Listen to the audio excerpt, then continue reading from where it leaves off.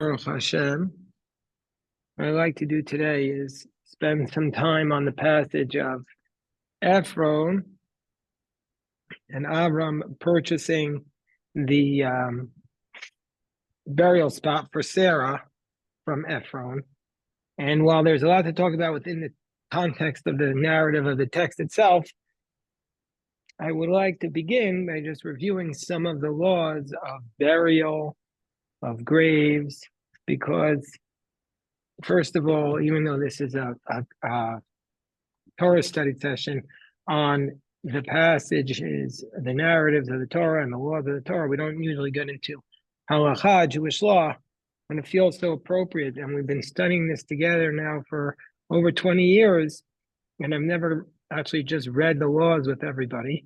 I want to make sure that everybody has a basic familiarity with the laws.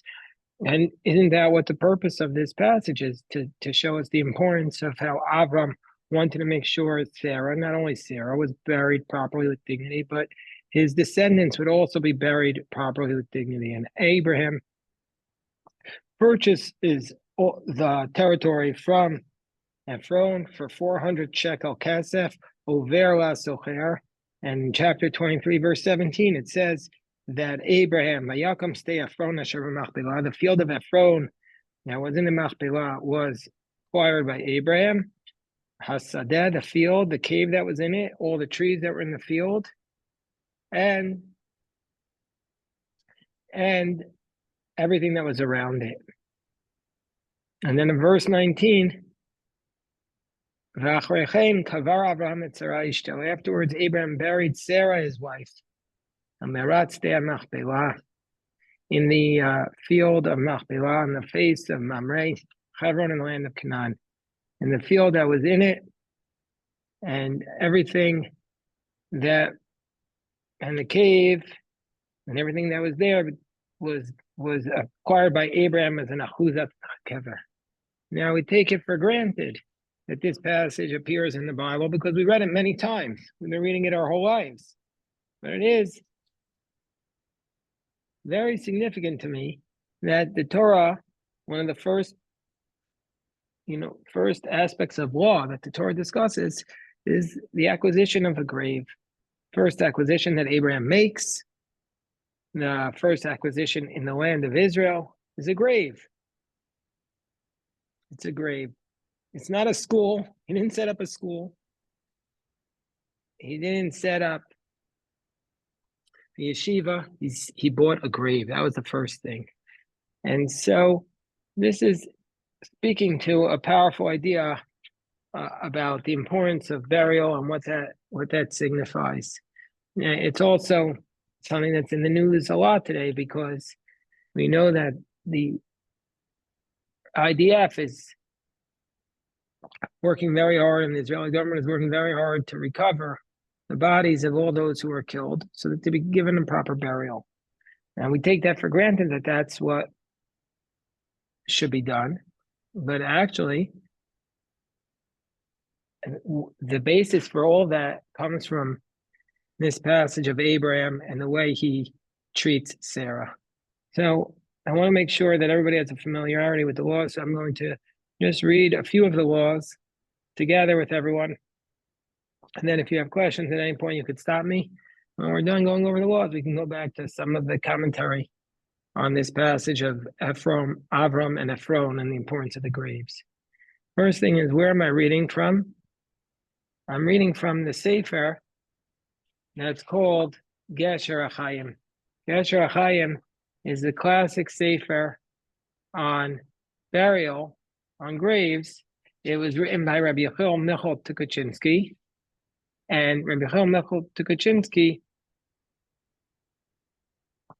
was born in Brest, which is today in Belarus, and he moved to Israel, and he was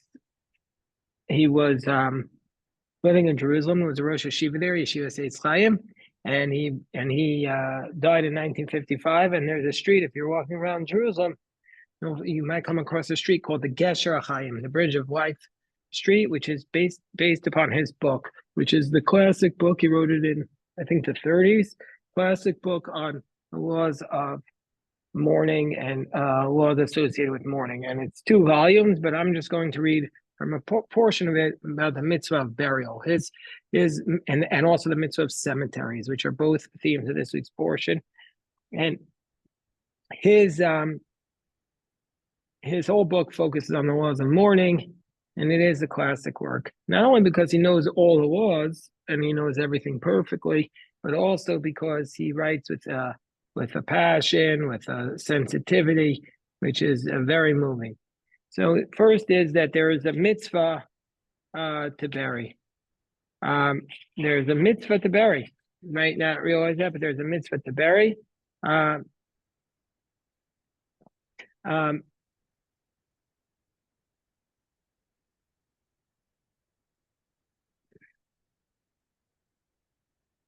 So the Gesher Chaim writes that burial in the ground, kfura b'karka, burial in the ground, is a mitzvah from the Torah. As it states, ki kavor tikberenu, bury you shall bury.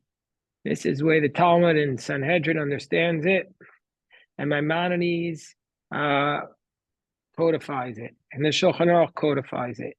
And if you leave somebody without burial, and here this is important because we all know people who make these life choices, and let's say you decide to just put the dead body in a coffin and close it up, but you don't put it in the ground, then you're in violation of a positive commandments. And so basically, it's burial means underground. Okay, this is, I'm not saying that you shouldn't be sensitive when you're faced with a situation where somebody or whatever doesn't want to be buried in that manner, but by Jewish law, burial is underground. And even though this is a mitzvah, we don't make a blessing on this mitzvah. We don't make a blessing on this mitzvah. And it's a little bit of a question. Why is there no blessing on it? And the reason is because basically when you start the process, it's just, maybe it's something that continues. I don't know. It's not a great answer why we don't make the blessing. There's no blessing on the act of burying. There's a blessing on mourning, but no blessing on the act of burying. Who is obligated to bury? So the obligation for burial is on the heirs who are obligated to mourn for this person. And a husband is obligated to bury his wife. And if there's no heirs, then other mourners are obligated. So the first people who are obligated are the heirs, those who inherit. But if they don't fulfill their mitzvah, whatever reason, then the other mourners, anybody who's a relative who's mourning, has to do it. And if they don't fulfill it, then all the people of the city. So the city has an obligation to have a free burial society, and especially the court, the bet din of the city. And this obligation of the people in the city to bury the dead is an obligation from the Torah. The mitzvah of burial is not completed right when you cover the earth, but rather, as long as the body has not disintegrated, you have a mitzvah to make sure it's buried, because it says, earth you came from, and to earth you must return. So if for whatever reason the body was moved from the ground, then the relatives have an obligation to rebury him. Hold on one second. I'm gonna just pause here. I see you have a question. So the Gesher Chaim writes, this is very important. Tov lo adam, it is appropriate for a person, imhu kavur bekever hakanoi v'hashayachlo. It's best for a person if he can be buried in a grave that he's already acquired. Meaning, before one dies, one should buy a grave. And the source for that is like we find by Abraham. Meaning, say the mitzvah is on the heirs. The heirs have the first mitzvah to bury the person. But it's appropriate for a person himself, even though he's not obligated to bury himself, that's on his heirs. It's appropriate for a person to leave this world with a grave that he's already acquired. I could find Abraham who acquired a cemetery or a burial plots for himself and for his family with full amount of money, full payment. And also he writes, the heads of each tribes were also buried in their territory that their tribe was given. And it says about Eleazar, the son of Aaron, and he was buried Begivat Pinchas Beno. And he's citing the source that Eleazar, the son of Aaron, was buried on the hill of Pinchas, his son. And this teaches us that Pinchas married a woman and inherited her property, and that's how he got this property. And the Gemara proves from there that he obviously acquired it, because otherwise a tzaddik would never have allowed himself to be buried in a grave that he didn't buy. Meaning to say, he has to buy the grave. The ideal is for a tzaddik to buy the grave while he's still alive. Let's say he didn't acquire the real estate, the grave, while he was still alive. Then the heirs or the executor of his will should buy it after his death. And in that case, if the children pay for the grave out of their own money, it's as though the person left or the executors pay for the grave. It's as though he left the world with the grave. But if he would be too poor, unfortunately, and also if his family doesn't have the ability to acquire it, then we give to him a portion of land to serve as his grave. Because on this basis, the Talmud tells us, on this basis, the land of Israel was acquired by the Jewish people, that everybody would have a place to be buried. And so therefore the wealthy people, if they could buy it, great. But if a person leaves the world without any money and without any children, then who could afford to buy it, then we give him a place to be buried. And I believe that this is the law in the land of Israel. Everybody's entitled to a burial spot. Okay. So this is just the basic introduction about the mitzvah of burying a person. Also, I don't want to go into the next section. He says, because he talks about the limb that you have to bury or a stillborn. But anyway, let me just talk a little bit about this next, the next part that he talks about, which is the size of the grave. The size of the grave. The depth of the grave, you make it as 1 meter and a quarter. So I think a meter is I don't even know what a meter is. A meter is 1.5 feet. Is that a meter? So basically, we're talking about like 3 feet, not 6 feet under. Somebody could correct me if I'm wrong. He says the depth of the grave is to be basically around 3 feet down or more. So that's the minimum, a minimum of that, 1.25 meters. And he said, I heard that in the Sefer, he said, I heard from one scholar that it says in the Sefer Emek She'ela that that the best is to make the grave 10 tefachim deep. 10 tefachim is 40 inches deep, because that's considered like a different domain.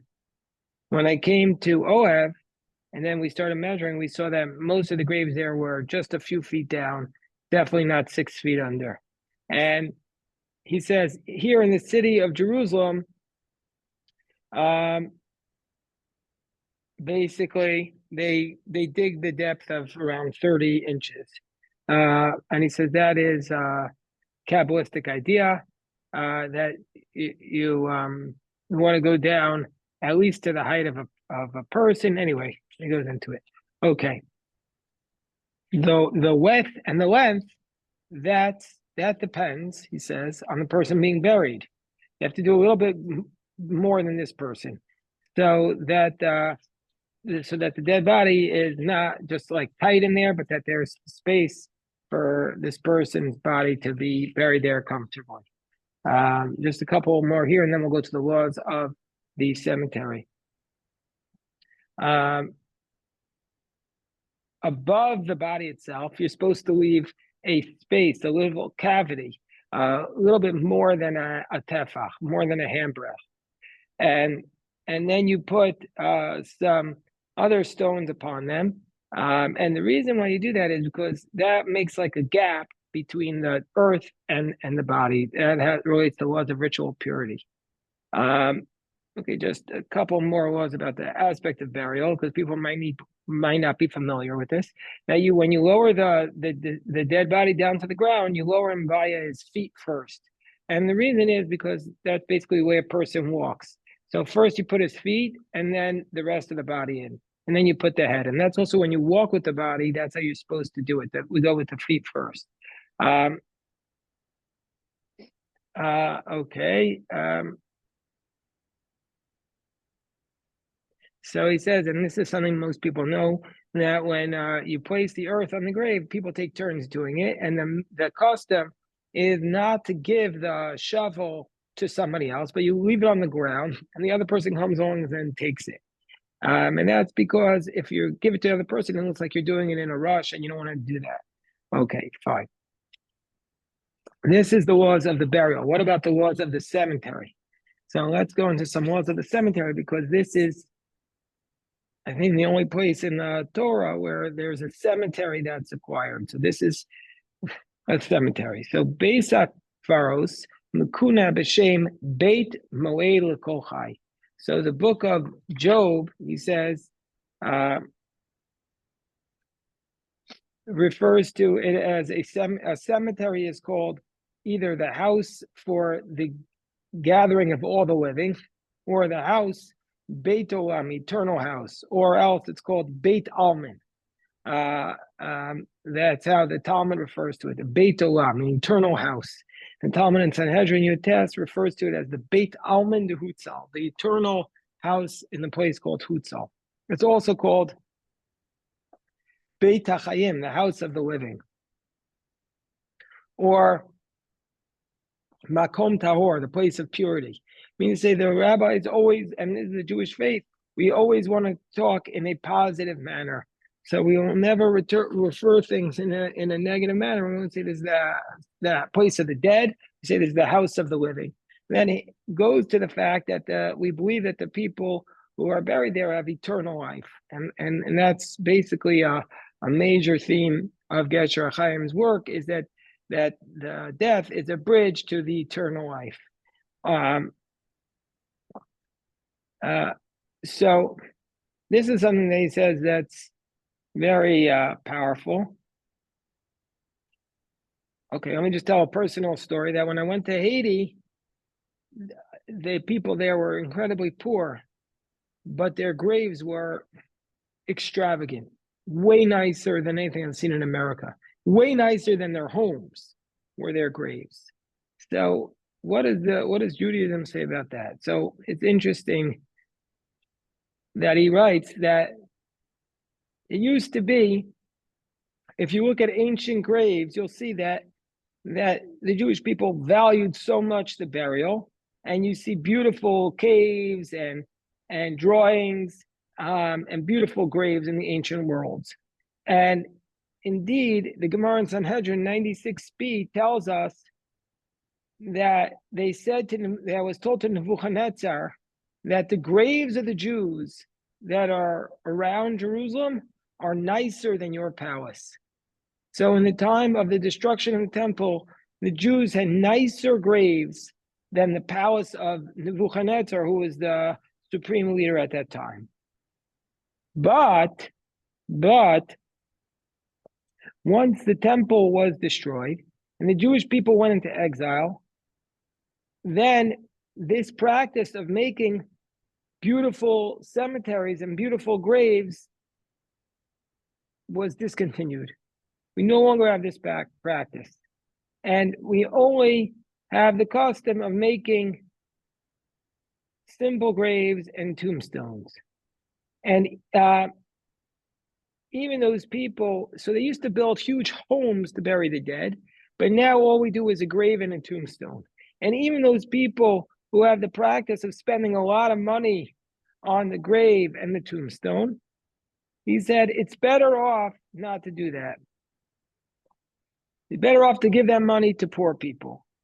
And in the Aruch HaShulchan, he writes, this is the beginning of the 19th century, those who think, Eila choshvim, she'atziyuna yafeh hu yofi u'meit atzmo, those who think that a beautiful tombstone is a blessing for the dead himself, shtut gedola hizot. This is tremendous nonsense. This does not give him any honor or dignity in the next world to have a beautiful tombstone. That's what he writes. It does not give him any, and this is the Gesher Chaim is giving us all the laws about death. He says, giving him a beautiful tombstone does not give him any. Now, we're not talking about just a simple tombstone, which is kept clean and neat. Obviously, he's going to say that that's a requirement. But the idea of, $100,000 tombstone, that's tremendous nonsense. And we know that Rabbi Gamliel Hanasi, who was the wealthiest Jew at the time, he made himself, we said zilzel ba'atzmo. Zilzel means he lowered himself, and that he was only buried in simple linen clothing, so that everybody would follow him and also be buried in this simple shroud. And the sages already taught us that whoever spends a lot of money on the clothing for the dead is in violation of a prohibition of the Torah of Bal Tashlit, of do not waste. So if you spend too much money on the clothing for the dead, you're in violation of do not waste. But, and here's what he says, just as much as we just said, it's not appropriate to spend money on the physical building for the dead and excessive money on a tombstone. Nevertheless, we're commanded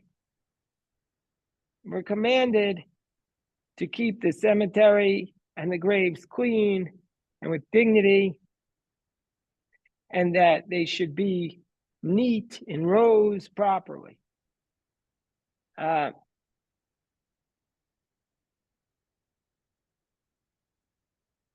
And also, he says it's appropriate to make a cemetery so that you don't have to walk over the graves to get where you need to go.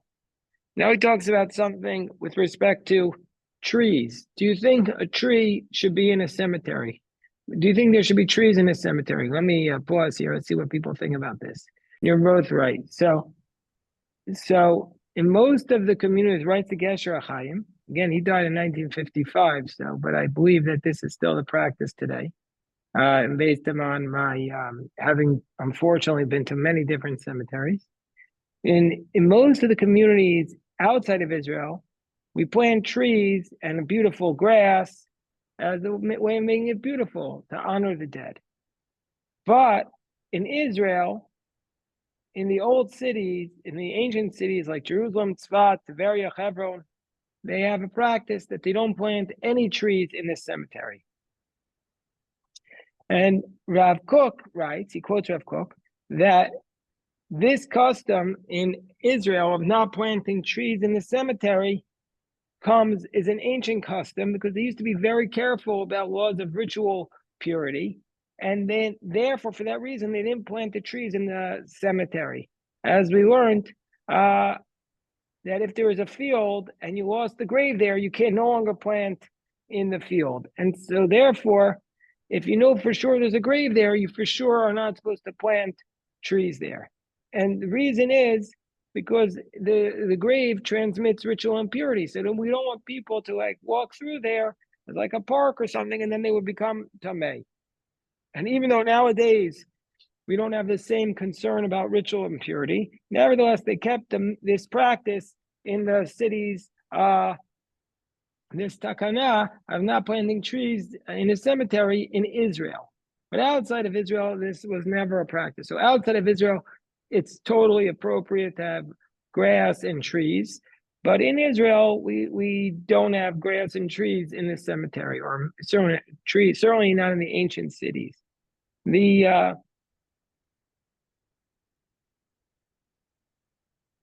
there's another practical reason that if there's a tree, it makes it difficult for a Kohen to go, because the Kohen's not allowed to come within 4 amos of a dead body.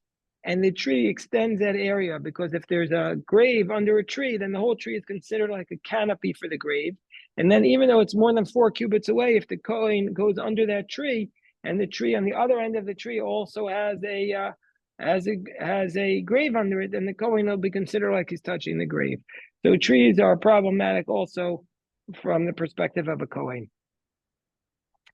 Says the Gesher Achayim, a cemetery has the same sanctity and honor of a synagogue. And in fact, the laws of how we honor a synagogue are written in the Talmud, in Megillah, right next to the laws of a cemetery. And just like we're not allowed to act with any frivolity in a synagogue, so too in a cemetery. So therefore, there's a lot of laws here, but some of them are just like self-explanatory, but I'll just read a couple of them. The way you're supposed to behave in a cemetery, you're not allowed to, you're not allowed to graze your animals there. So people have pets. It's probably not appropriate to bring the pets to the cemetery. You're not allowed to make like a river going through, just like you wouldn't do for a synagogue. You're not supposed to collect the flowers from there. And if you collected them, you're supposed to burn them on the spot. And you're not allowed to get any benefit whatsoever from anything from a cemetery. So therefore, you're not allowed to eat or drink in the cemetery. You're not allowed to do work. You're not allowed to study Torah. And so you're not allowed to get any benefit whatsoever in the cemetery. And you can't do anything which is not serious in the cemetery. And a person is not allowed to bring a Torah scroll or tefillin into the cemetery. He's not supposed to pray in the cemetery, but you have to move 4 cubits away from the closest grave, and then it's okay. I mean, the cemetery, we don't say anything that's called the cemetery of this, and then it's an open field. No, we mean by cemetery anything within 4 cubits of it. And of course, you're not allowed to do business there, not allowed to do a shortcut. Okay, these are things about a cemetery. You're not allowed to do business. So there's 2 types of laws, of aspects that are prohibited in the cemetery. One aspect is what's called kalut rosh. That's acting with frivolity or not serious manner. And the other is acting loeg l'rosh, means mocking the poor. So kalut rosh is basically, like you're doing business, like you're not supposed to do that in a synagogue, you're not supposed to do it in a cemetery. Loeg l'rosh is where you're taunting the poor. And by this we mean that who's the poor here? The poor is the one who's dead because he's not able to do the mitzvot. So you can't taunt him by doing the mitzvot at that time. You're not allowed to recite the Shema or recite blessings. And also, you're not allowed to have your tzitzit hanging out when you go in there. You're not allowed to carry a Torah scroll in there, because it's like you're taunting the dead who are unable to do a mitzvah.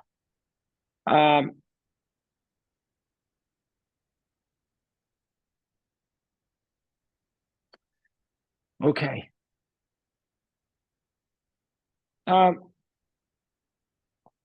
Okay, so there's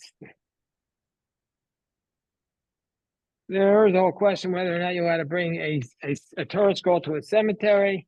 Fine, I don't need to get into that. If anybody wants to do it, you can call me up and we can read it together.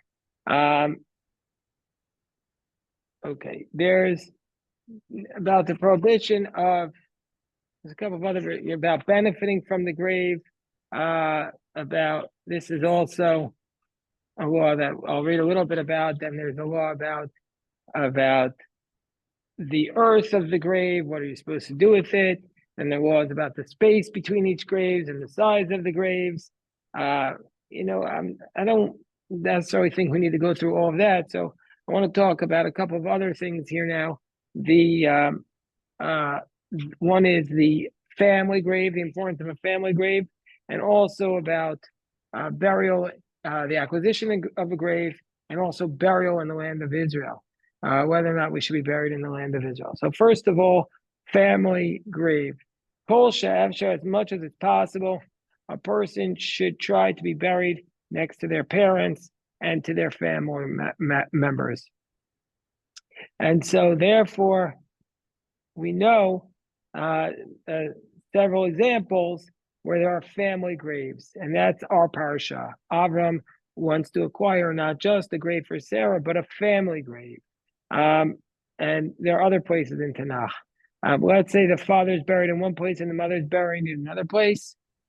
So then you have a question, what do you do? So, okay, so then he says to go to the father, but you can fight that out. Okay, hold on, we'll pause. This is always a good one. It's always a tricky one. Let's say there's let's say there's a woman who has two husbands. Who should she be buried next to? Should she be buried next to the first one or the second one? So the answer to that is she should be buried whichever one she wants to. But let's say there's she wants to know what the halacha is. So then so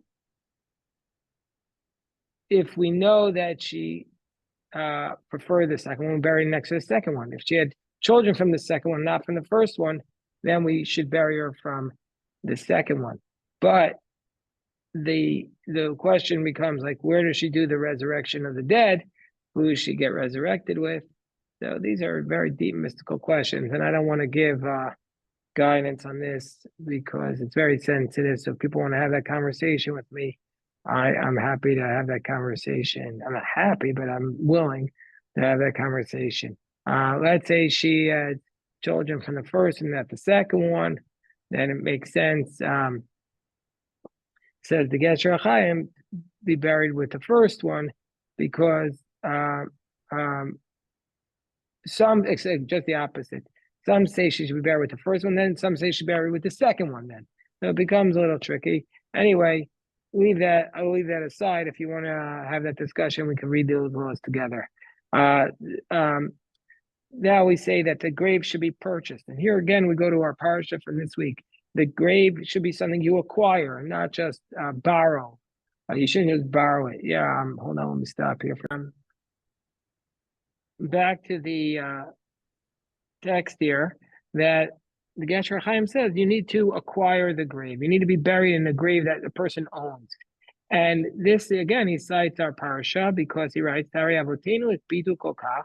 our forefathers were very meticulous that they should acquire it. It has to be acquired.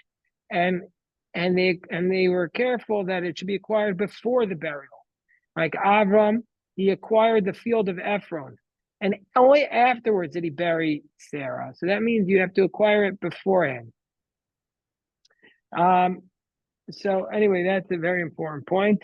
And he says, for this reason, many people have the practice to acquire the graves while they're still alive. And if they didn't do it, then the heirs should acquire it. And they, again, have to agree to a price prior to the burial. Okay. And they should pay for it. Okay. Now we go to the hot topic of burial in the land of Israel. Should you be buried in the land of Israel? So first of all, he writes, it's a great merit to be buried in the land of Israel. Like Rabbi Anan said in Ksuvos 111, whoever is buried in the land of Israel, it's like he's buried underneath the altar. And fortunate is the person who merits to be buried in the land of Israel. And fortunate is the one who the land of Israel absorbs him while he's still alive. And but it's also a tremendous merit to be buried in the land of Israel, even if you didn't get the land to live there. What are some of the things that? What are some of the reasons why it's advantageous? First of all, that when you're resurrected, there's at least 4 benefits. First of all, when you're resurrected, you don't have to roll under the tunnels that everybody else is rolling underground. It's supposed to be very painful. Um, you're basically, there is the belief that it's also less painful in the grave, and also that when you're going to go up to heaven, the soul go more directly. So it's better off, for these reasons, better off to be buried in the land of Israel. And it states, our rabbis say that all the souls go through Jerusalem. And it says, that the Jerusalem below is directly opposite Jerusalem above. And so therefore, a person has a more direct path if they're buried in the land of Israel. I would also add that it's a message to our descendants about what's our importance. Importance of our value system is pointing towards the land of Israel. And like as Jeff was pointing out earlier, nowadays in America, for sure, it used to be people could live in the same town for hundreds of years in a row. Nowadays in America, people don't want to live where their parents live. So we lost a little bit of that sense of community, of everybody living in the same small shtetl. And so the land of Israel is a unifier for all of us, or it can be. That's another reason.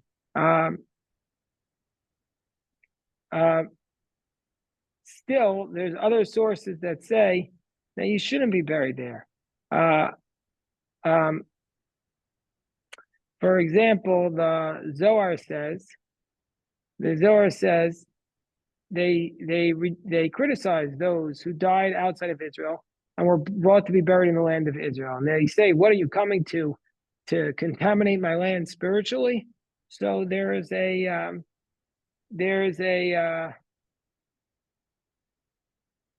tension here. Some want to say that's only those who had the ability to come while they were alive and didn't come. But there has always been this tension being whether it's better to be buried in Eretz Yisrael or whether to be buried outside the land of Israel. And so there are many who went up to be buried in the land of Israel, even in the time of the Talmud, like Rav Huna. And the Shulchan Aruch says that there are only two reasons why you can move a grave once the grave is buried. One of them, says the Shulchan Aruch, is in order to bring the grave to the land of Israel. And so, and this is the concept that you're allowed to bring the dead from outside the land of Israel to be buried in the land of Israel. You can exhume the body.